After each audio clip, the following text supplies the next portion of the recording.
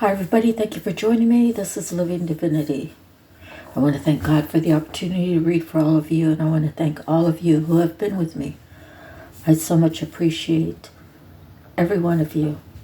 So, as I've said before, currently I am not requesting any cash donations. However, the liking, the sharing, the viewing, the commenting, really helps the algorithm of the channel. So if I reach one person and I'm helping you through the words that are spoken through the reading, you are worth it to me. Okay, so I want to begin by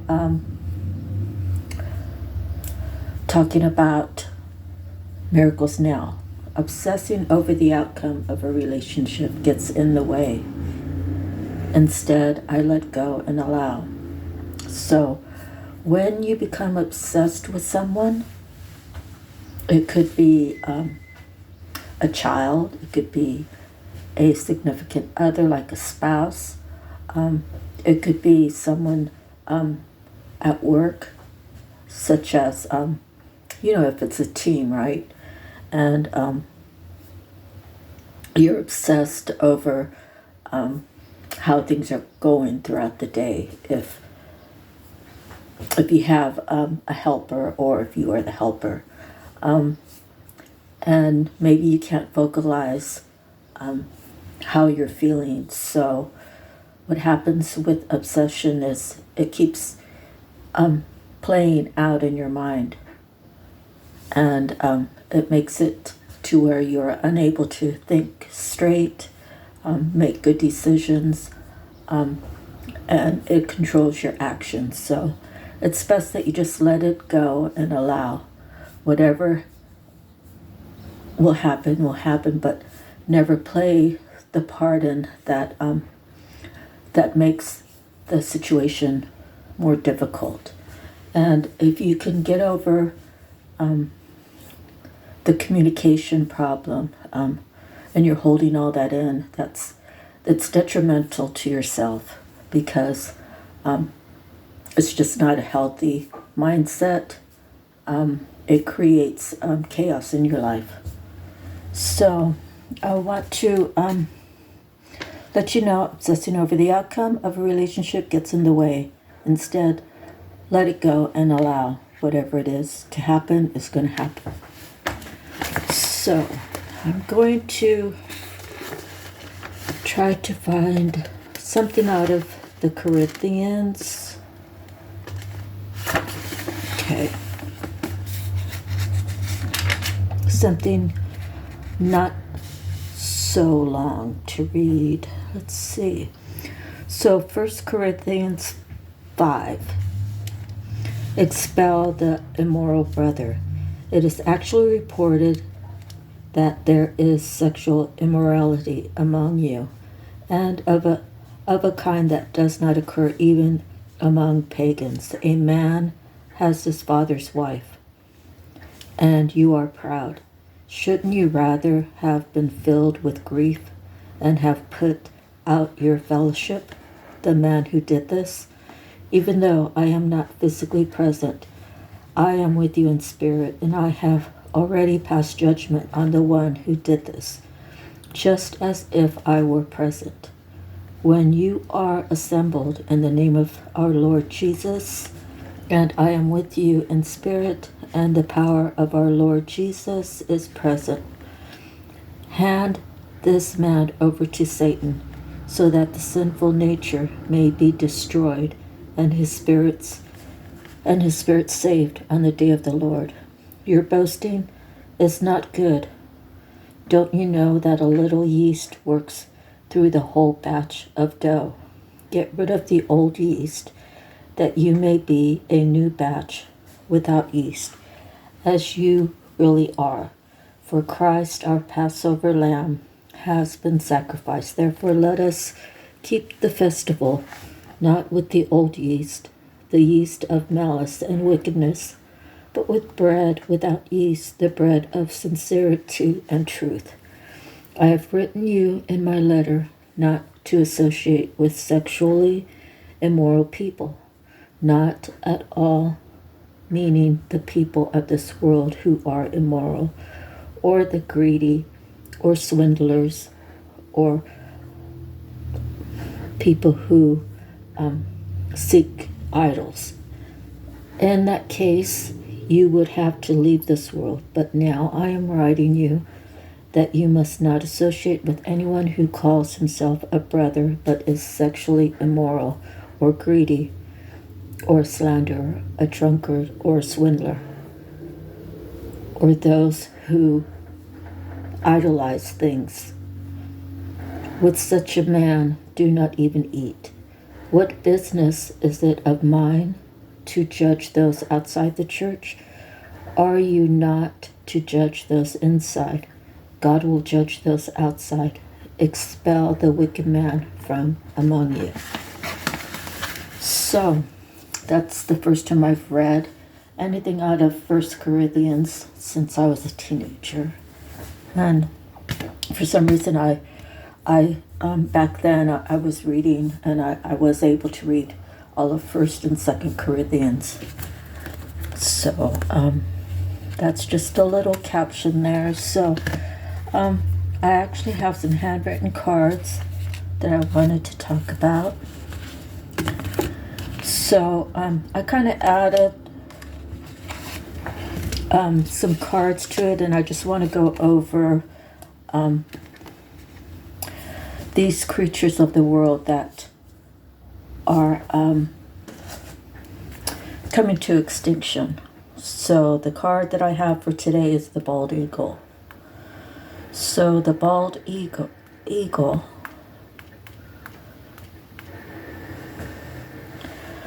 let's see what it says spiritually. A bald eagle, in spiritual terms, represents power, freedom, vision, courage, and wisdom, often signifying the ability to see a situation from a higher perspective, signifying the need to gain new insights and take decisive action with confidence, similar to how an eagle soars above and dives down to capture its prey. Okay, regarding a high perspective, due to its exceptional eyesight, the eagle symbolizes the ability to see beyond the immediate and gain a broader understanding of a situation. Regarding renewal and rebirth, as the eagle sheds its old feathers to grow new ones, it can represent a period of transformation and personal growth. The leadership and power. The eagle's position as a predator at the top of the food chain signifies leadership qualities and the ability to take charge. Regarding focus and precision, the eagle's hunting skills represent the ability to focus on goals and achieve them with precision. The connection to the divine. In many cultures, the eagle is seen as a messenger between physical and spiritual realms. So, I just want to put in endangered.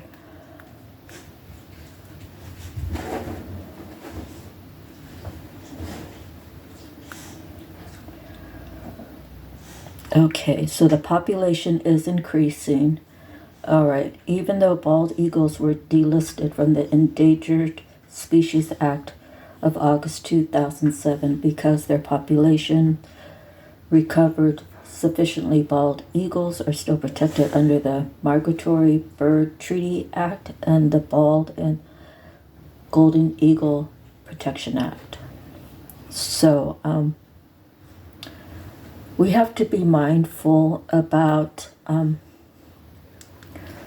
deleting, killing our animals. They are part of the ecosystem, and every animal has a certain job.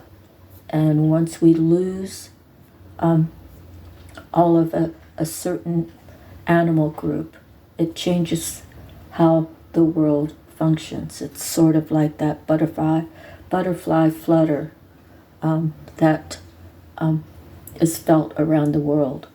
So because part of humanity is to make people aware. We cannot have people who are carrying guns and out there killing our precious resources.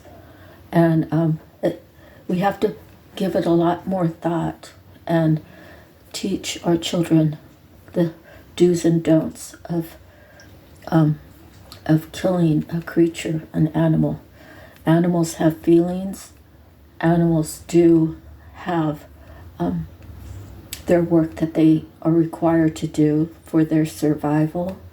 And if we kill off, say, a mother eagle, and she has babies up in the nest, those babies will not survive. So everything that we do in life has some sort of action that happens afterwards. So because I want to kind of talk about different subjects, that was one of my things that I've been trying to do research on, are the endangered species. So the bald eagle, okay? So we can learn together and understand life a little bit more. Animals do have feelings, and it's heart-wrenching to see animals suffering in ways that are inhumane. Okay, so all right, so we got to discuss that. Let's see where we're at. All right, I have some cards out of the Akashic Tarot, and the first card I have is the Six of Roses, the War of the Roses. So this has to do with the white and the red rose. And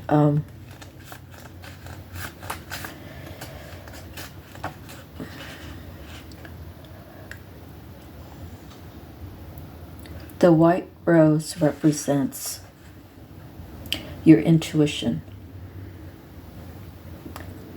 or your spirit. The red rose represents the passions, fears, and needs that keep you from listening to your intuition. So we have to learn to balance that out when we are choosing what's best for us. Okay, so closing your eyes and see or sense a person with whom you have some type of relationship. It can be any relationship that's happening in your life. Imagine that person handing you a rose. Is the rose vibrant or wilted, large or small, bright or dark, happy or sad? What message do you receive from this rose? Okay, so the card depicts a war within a relationship and or battle within your heart about a relationship. Most often it is a romantic, but this card could also refer to a co-worker, partner, boss, or family member. And there could be power plays. And at the very least, there is a lack of reciprocating and communicating. So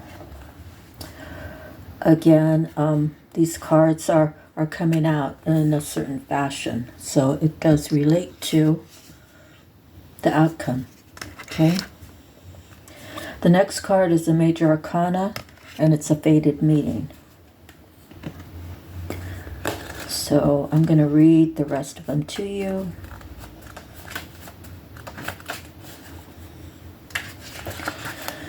A clock tower stands with its hands pointing to just a few minutes before 12. A man and a woman approach each other, coming to meet at the time that was predetermined by their higher selves, who are shown above them, translucent and shining. With this card, you are coming to a very important relationship in your life. Either it is entirely new or an existing relationship is being lifted to a much higher experience.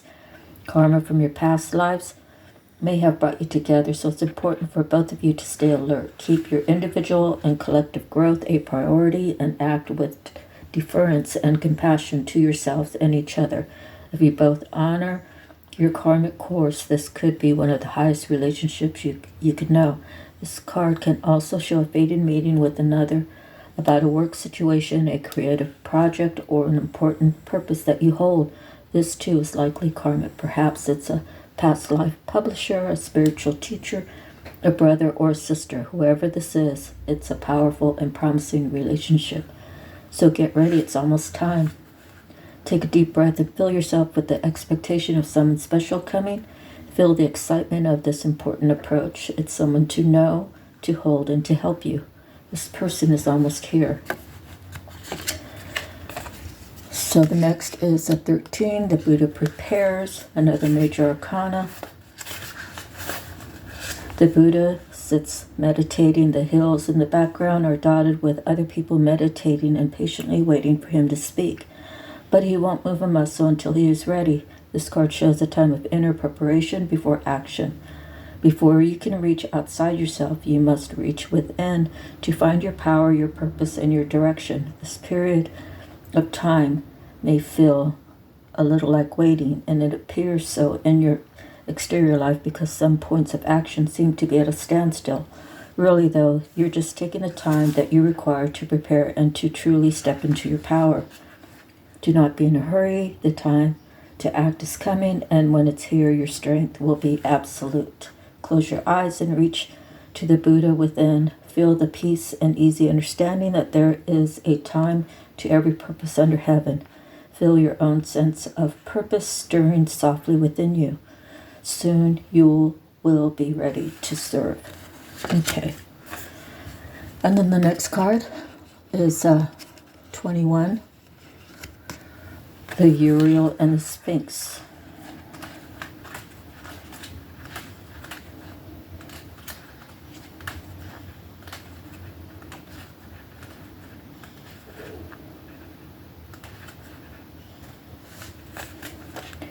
The Archangel Uriel stands before the Sphinx under the full moon. The Sphinx is usually shown with the body of a lion, indicating strength, and the head of a king, showing authority and intelligence. But more than this, the Sphinx represents the enigmatic and inscrutable, the silent holder of truth and the ancient mysteries of the world. Here, the Archangel Uriel connects and confers with this great source of mystery. This card shows that it's time for you to do the most important and possibly the most difficult work in your life, the digging and inner discovery that takes you to your deepest self and your deepest power. Even the great Sphinx had to be dug out many times from the blowing desert sands that buried it up to its neck, and you must dig diligently too. You may have to chip away at the rock-like substance of your old beliefs and history so that you can get to the truth inside. But do not worry, you have begun already and you have made considerable inroads. There's also someone here to help you, Uriel, whose name means fire of God. You can work directly in your meditations with the Archangel for self-understanding, transformation, and guidance. Also be on the lookout for someone in your daily life whom Uriel has sent. This could be a teacher, a mentor, or even a new friend who shares a kinship with you about the inner quest. It is a relationship of great value that comes in a time of profound power. Do not diminish the importance of this phase. It is this work that leads you to your initiation into your higher power. Sense the Archangel Uriel approach you and send his energy into you.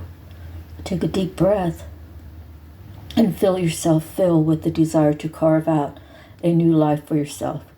Let this force and purpose swell within you. With them, you can blast away the old and create that new life in every moment. Okay, then the last card is the 17, the Lookout.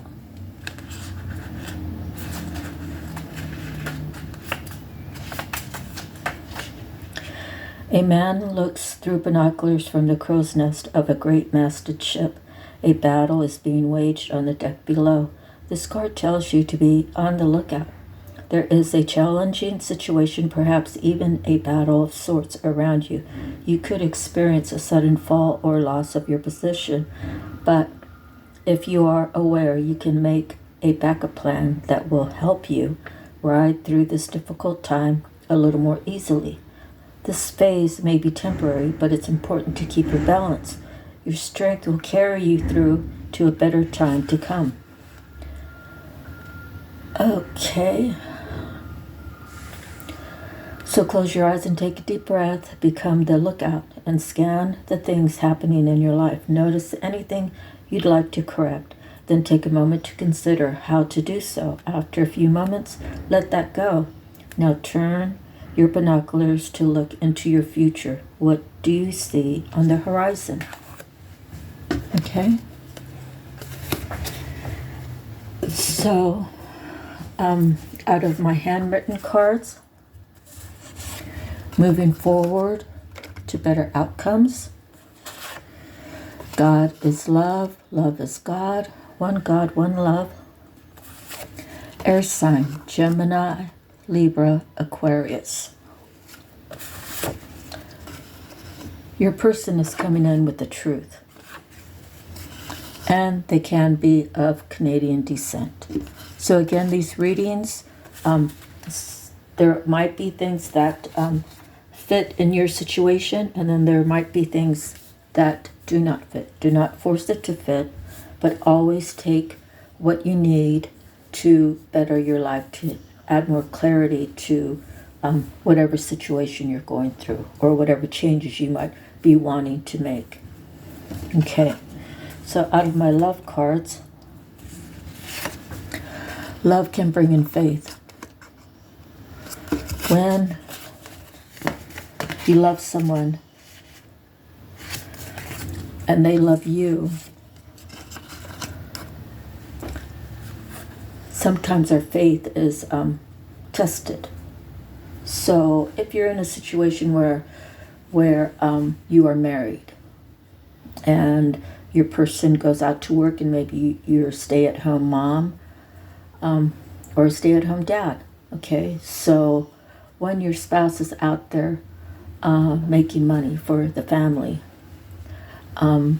if you have some sort of obsession of any kind that will make you think, oh my God, what is he or she doing?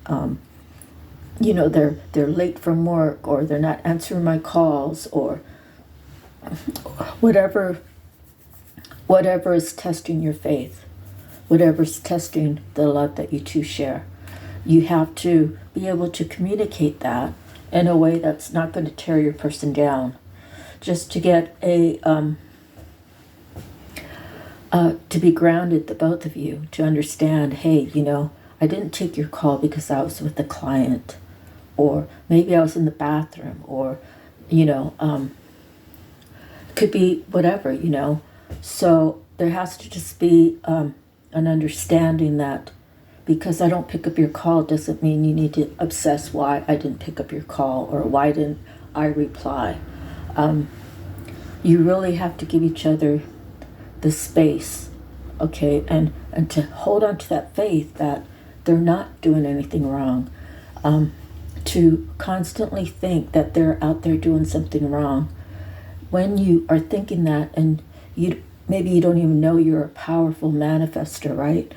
When you start thinking that way, then your person's gonna feel that energy, okay?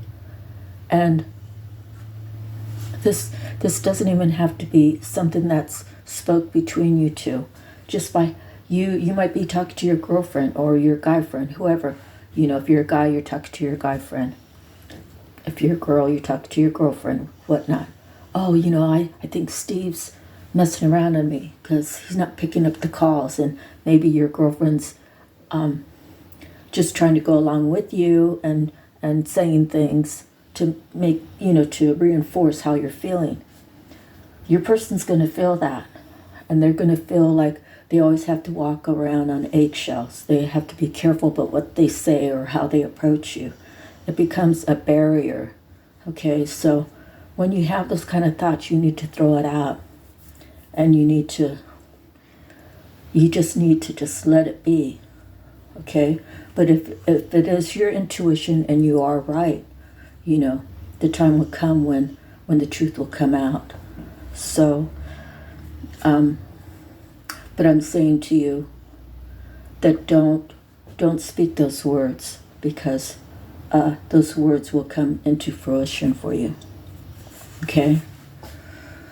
Love can give you peace.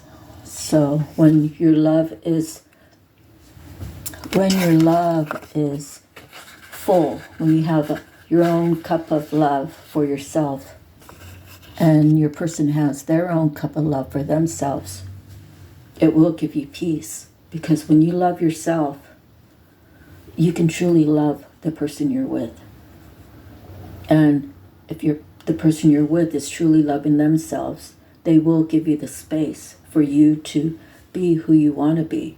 Your true self doesn't want to be a harlot or a gigolo. Your true self wants to be loyal and hold onto this faith and love, and never do anything to kill it, right? So everybody has to have their own choices, and we have to make our union with God in the forefront of our lives, because God is watching and seeing, hearing, knowing everything. And release your worries to God and ask God to give you peace about it. And, God is going to be looking over a union where both people have come to Him on their own accord and said, God, I really love this woman. God, I really love this man. Have them be the person that they need to be before we even come into union, Lord. And having that knowing that both of you are looking up to God in the right way. And both of you are cherishing each other. The fact that this is my person. Why would I do anything to hurt my person? I would want to protect my person. And I would want my person to protect me and to protect us. Right? So when you carry around that essence that no man or woman's going to come between me and mine. Doesn't matter how much money they have. It doesn't matter if they have an oceanfront property or they're at the top of the high rise. Whatever they have, I have love between me and my person. And I will not let anybody get in the way. Okay, so love can open doors. Love can open doors of finding what your niche is. When you are passionate about painting or construction or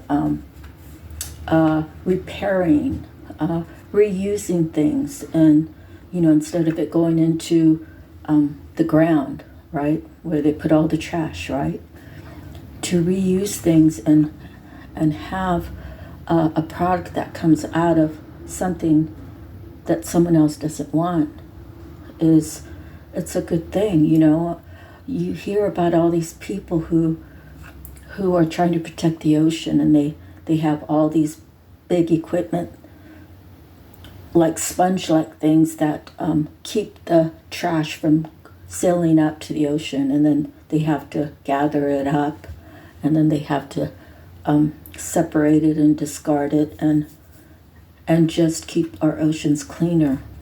So whatever you're passionate about, I say being a humanitarian, looking out for animals, looking out for the oceans, looking out for people just taking trash and dumping it down at the park, because they don't want to discard it. They don't want to pay for it to be discarded, or there's no one there to take it, to reuse it in a purposeful way, So whatever doors that you want open, things that you're passionate about, you just keep working at it, whatever it is. Your artwork, like I said, this picture, this the backdrop is a picture that I painted, and it's got some elephants glued all over it. And, well, might not have any meaning to anybody else, but it has meaning to me. And if someone wants to know more about it, all you have to do is make a comment, and I'll be happy to talk about it. But, I like making jewelry. I like creating things. I did construction work for 10 years of my life. I worked having my real estate license, and I was really passionate about that job. Whenever I met with anybody who wanted to put their place up for sale, I tried to give them the other options. Do you really have to sell? And I told them, my job is to get listings, but I want to treat you like I would want to be treated. And, can you lease it out? Can you rent it out? Is there something you can do so you get to hold on to it? And if push comes to shove and they really want to sell, then I'll list them. But we have to be conscious about how we work with other people, because that stuff comes back. If I was just like wanted to be greedy, then someone's going to want to be greedy with me, They're going to want to just say, oh yeah, just buy the car because you want the car. You can't afford it, but go ahead and buy it. We'll make sure you get the financing. And then you're all locked in, you sign the contract, and you don't know how you're going to come across $600-700 a month plus your $200 a month full coverage car insurance. But they say they can get it for me, so I'm going to get it, We have to be conscious and try to teach people about their decisions, and I'm not perfect. You've listened to a couple of my readings at least. I've made my mistakes, but I've always tried to treat people like I would want to be treated. So God has opened up this door for me so that I can read for all of you, that I can share some experiences to let you know that, just because we're out here reading to you, just because we're out here, people might say, oh, she thinks she's perfect. She thinks she's done no wrong. She thinks her poop doesn't stink. I know all those things are not true, okay? I know that I have made my mistakes, and I'll probably still make mistakes along the way, but I know that in my heart, I'm always going to try to give the best advice, okay? So love can be. Let go, and if it's for you, it will return. So I actually sent out a text message, and I said, I'm never going to beg you to be with me. I'm going to love you enough to let you live your life, if you want me in your life, so be it. But I will never beg anyone to be in my life. I will never beg a friend, to be in my life because they want me to need them. Life's too short to keep having to prove yourself to other people. The minute that you say, the only person I have to prove myself to is not a person, it's a being. It's our Heavenly Father. He's the only one that's going to be judging me in the end. He's the only one that I know that I have to do right, and I have to speak truth. And I have to seek the truth. So love can be.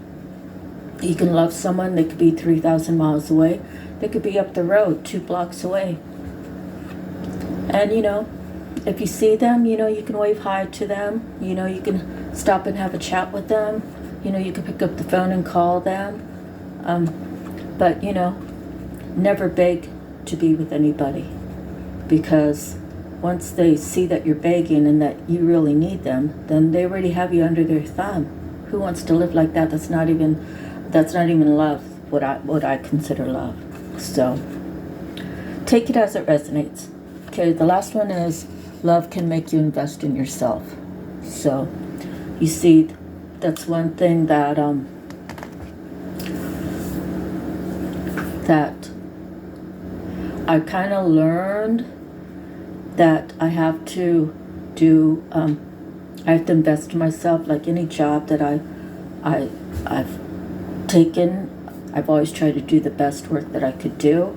I was never competing with someone else. I was always competing with myself to see how I can make the work go at a steady rate that's profitable to the company I worked for, even owning my own business. Me and my husband, we'd go and someone would call us off of an ad, and we'd go meet with them, and we would ask them, like what kind of work are they looking to have done, and we'd be talking about the materials that we would be using.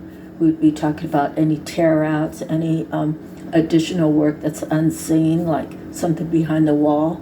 If we are taking out a wall and it's an exterior wall, for example, like in a bathroom, we don't know the damage behind it. So we have to let them be aware that, you just bought this house. This house has been here for 50 years. We don't know what the previous owners did or what transpired, So when we go through the wall, there might be additional work. So we have to let them know up ahead. Be prepared for anything, and we'll always keep in touch, and we'll always let you know how the project's going. We talk about materials, we talk about the time frame, we talk about discarding the tear out material, we talk about payment. All those things are, all those things the homeowner wants to know. So to invest in myself, I had to learn how to do these different jobs.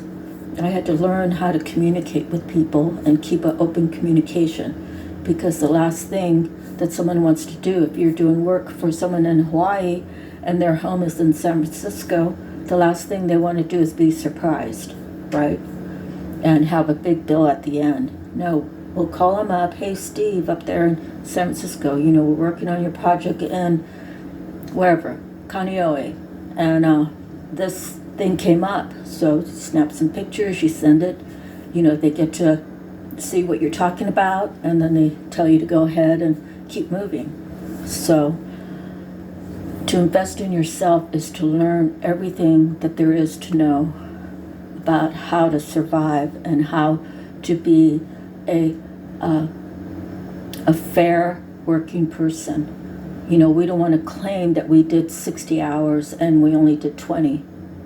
We don't want to claim that it took $10,000 worth of materials when it only took 5. To be the honest John,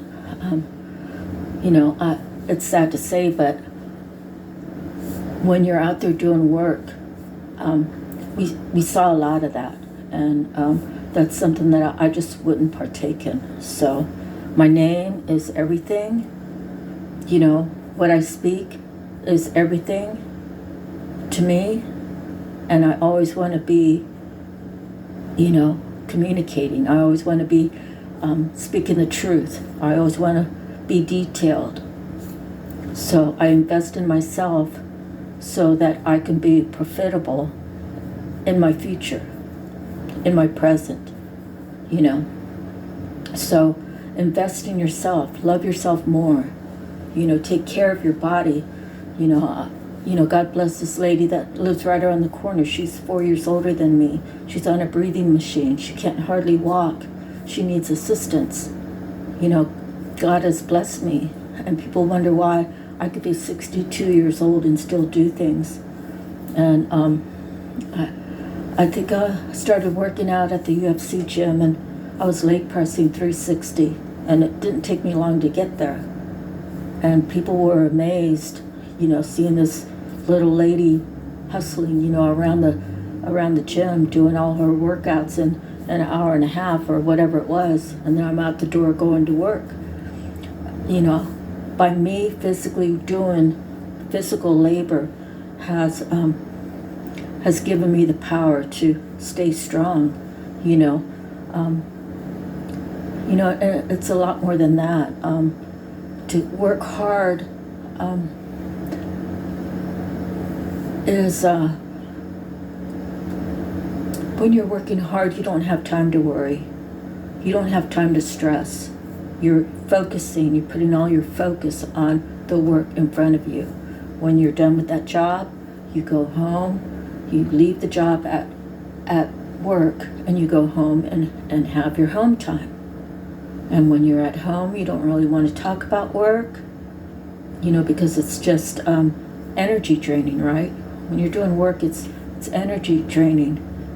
So you want to be able to take that hat off and go home and put on your little apron, hat, whatever, and you want to make your meal for your family. You want to keep the house clean. You want to do things that makes the house comfortable for the people you love.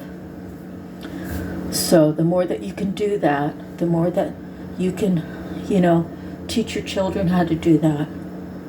So many times we have these that want our kids to have an easier life, but then when they're gone, when the parents are gone, they don't even know the first thing to do because they've had everything handed to them.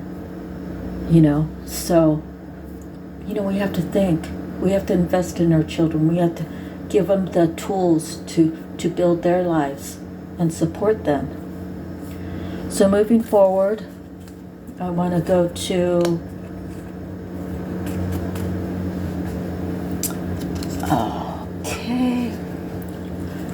I want to go to the mermaids. So I have contentment. Being content with where you are at this moment doesn't mean that, maybe you feel a little stagnant. Feeling stagnant, feeling like there's no growth, feeling like you're not getting anywhere. Okay? It's a lot different than being content. If you're content with your life, but you know that this is just a stepping stone, you know that your future has bigger, better things if that's what you're looking for in life, right? I personally feel like I always have to grow. I always have to keep learning. I always have to keep appreciating, keep being thankful, and keep looking into the future that it's going to be brighter and it's going to be better. But for now, for this time, for being in the present, I am pretty content. There's things that I need to do around the house, but it's not anything I can't do, But my readings are important, so I take the time out to do that. And when I'm done with my readings, I'll do what few dishes are in my sink, or, I'll heat up my dinner and start my dinner, I'm content with my life, but I know that God has more for me, okay? So breaking free from stagnation, breaking free from things that keep you held back. People will tell you, you're going to leave that job to go over there. There's no money over there. What do you think that person's doing? Then they wonder, how is your person making it? How is it that they're able to achieve? How is it that they're able to find their self-healing? How is it that they're striving? They're beginning to strive after 4 or 5 years of suffering. Because I've had God with me. God has given me the opportunity to be content with my life. God has given me the opportunity to heal myself. God has given me the opportunity to add more value for myself. Not necessarily for the world to see. For my own being, for my mind, for my own soul, for my heart. To be as healthy as I can. And to know that God takes care of me and God supplies me whenever I have needs. Okay? Hold on to hope. Hold on to faith. Hold on to the idea that if you're going through a bad time right now, it's temporary. The experience, you're experiencing this because you need to learn a lesson. You need to grow from it. You need to not do that cycle over again. The hope of a new cycle, the hope of a better life, the hope of less chaos, whatever that means for you. Okay, whatever hope means to you. Hope to me is I'm hoping my dog's going to live to be 15. He's 12, and he is slowing up. but he does show a lot of strength when we're out. And I hope that God blesses him with healthiness. You know, I don't want him to be 15 and barely making it around and suffering because his legs hurt or you know, he's having injuries. You know, some dogs have hip problems. Some dogs, they lose their teeth, you know. I want him to be as healthy as he can be, and I hope that he will live to be 15 or 19 in the most healthiest way. And I know there's going to come a time when I'm going to have to put him down, and I just hope it's not tomorrow. I hope it's further down, you know. So, hope. I hope that my relationships that I feel like I'm lacking in, it's not so much that, say, I'm lacking. It's more that seeing eye to eye or agreeing to disagree and moving forward and having open communication. So that's another thing I'm hoping for. Okay, gentleness. Be gentle with yourself. Don't beat yourself up, you know. Sometimes we're having a moment and we might, you know, yell out in the street, you know, at someone, hey, Tom, you know, look what you did. You know, Tom really doesn't even realize what happened, but Tom doesn't know that I've gone through this tragic thing happening in my life, and he was the first one I saw, and he crossed the line just a tiny bit, you know. So, you know, I have to swallow my pride. I have to go to Tom and say, hey, Tom, you know, listen, I'm sorry I went off on you the other day, and I should have not said any of those words, and I just want you to know that I really apologize. So sometimes Tom doesn't want to hear that. Sometimes Tom is like, you know, you crossed the line, you did what you did, you said what you said, you know, but be gentle with yourself, no matter what the outcome is. Stay positive, so that card keeps coming out. Positivity. Choose the higher. Don't choose negativity. Choosing negativity would be like Tom wanting to take revenge. You know, Tom wanting to, you know, spread rumors. Tom wanting to exaggerate what happened so people feel sorry for him. Stay positive. Stay positive that everything's going to work out. And the last card is love. Love yourself more. Tell God that you love him. Hey, God, you know, I was thinking about you today. And I know that God is love and love is God. And truly, Lord, you're all that I need. You're all that I want. You're all that matters to me in the end. But, you know, sometimes God doesn't want you to be alone. Sometimes God wants you to be alone. So you say, hey, God, you know, I'm loving myself a lot. I hope that you see that. And I hope that whoever you bring into my life loves themselves as much as I love myself, so that we can be together and agree to disagree, but still love each other and still appreciate each other and still value each other. Okay, so moving forward, kind of getting a little bit on the clock here. So I'm just going to go through these Tattoo Tarot cards. We have the Devil. Someone sees that they are attached to a toxic relationship. They see that they need to put a death to it.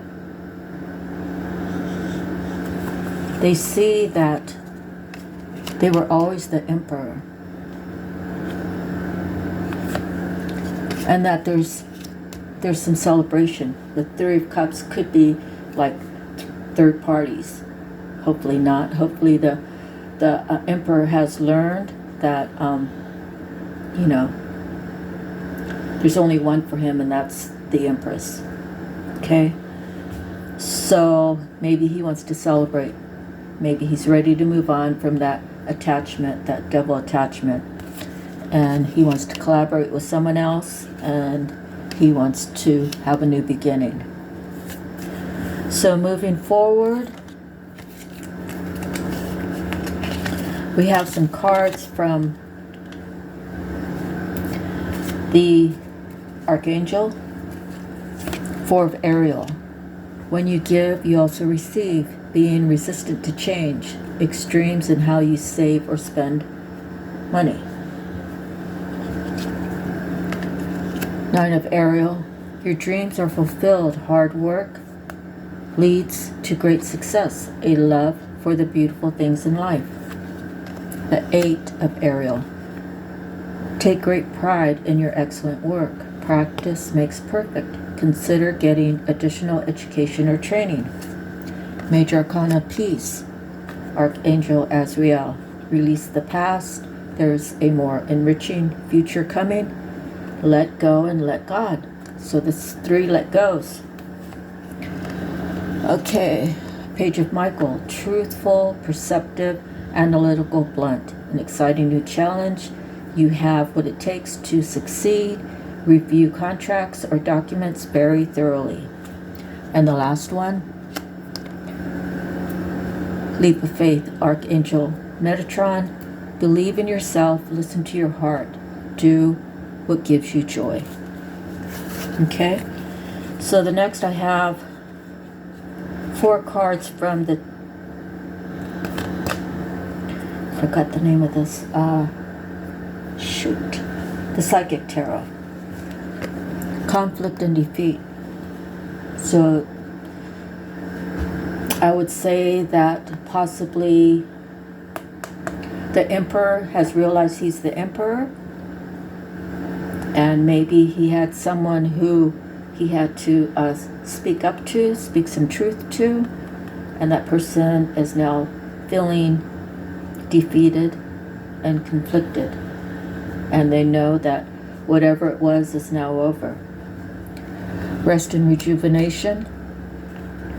That's kind of what we do when we need to ground ourselves and stay connected with the Almighty, to appreciate, to have our hands open, palm up, saying, God, forgive me. God, I should have listened to you. God, I was told that this was going to happen, right? But don't beat yourself up. Be gentle. Know that you have victory and success in your path if you so choose to leave behind what no longer serves you. And we have spiritual union. Okay, so the last we have is the angel number. So right now the last cards of all this group here have been positive. We have spiritual union, we have the leap of faith, we have the 6 of coins, and we have love. Those are all the last cards of all the stacks that we've gone over. So now we have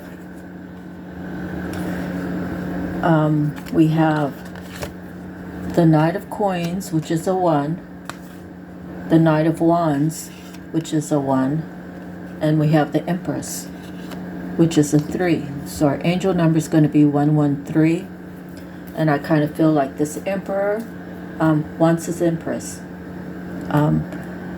He's probably, I don't know, maybe he feels intimidated by the Empress, or maybe he's just trying to hide everything, but he truly has wealth, but he's only going to offer a little coin.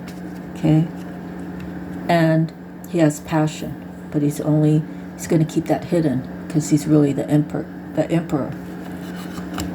But he just wants to see how things are going to go between him and his Empress. So let's do the angel number 113.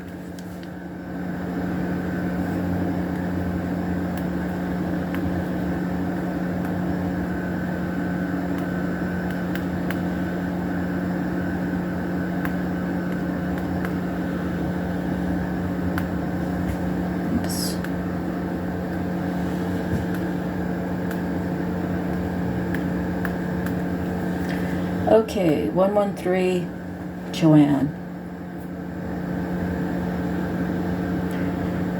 Number 113 is made up of the attributes and energies of number 1 and 3. Number 1 appearing twice, bringing its vibrations of new beginnings, driving forward, motivation and progress, self-leadership and assertiveness, attainment and fulfillment, uniqueness and individuality.